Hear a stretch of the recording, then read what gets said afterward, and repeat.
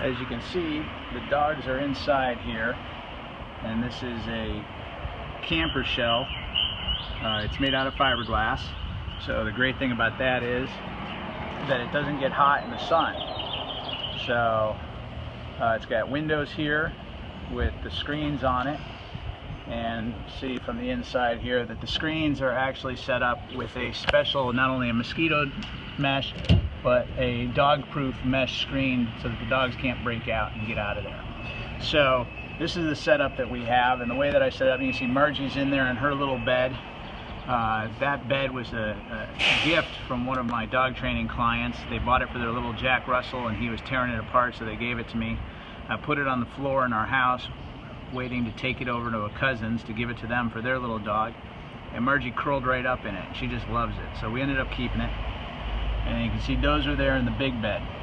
So the setup is, we got this upper section here on top of the box that I've created, where the dogs have all their space, and over here on the side I got an umbrella and some beach chairs. I got some other beach chairs over on this side with another beach umbrella, and we got the dog's water bowl there. That's the Buddy bowl, spill-proof dog bowl, which is really fantastic, and that holds half a gallon of water, so they've always got plenty of water.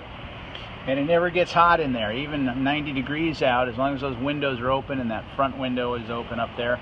The dogs stay cooler in there than they are outside because that fiberglass is insulative and doesn't transfer the heat in. So, of course, we always park in the shade and keep them cooler, but it's just a fantastic setup when we're traveling.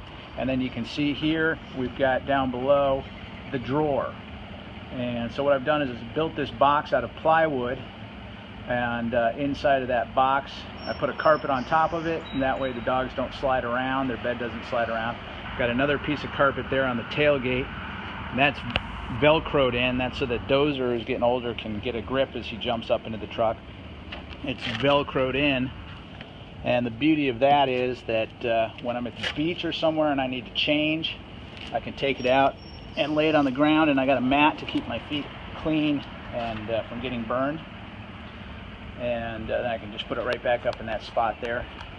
And then the box is set up where it's got bearings in it on the bottom, so it just slides out, and sorry about that noise, slides out on those bearings, and then inside you can keep a bunch of gear. So can fit quite a bit in there. Right now I've just got my river bag and the PFD for one of the dogs, and a bag with some dog food and other supplies for them, and then a plastic cargo box, just some ropes and different things, and some extra clothes, anything that we might need.